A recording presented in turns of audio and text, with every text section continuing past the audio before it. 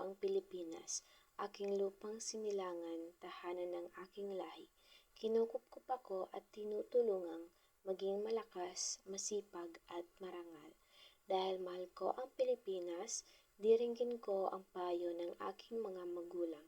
Susundin ko ang tuntunin ng paaralan.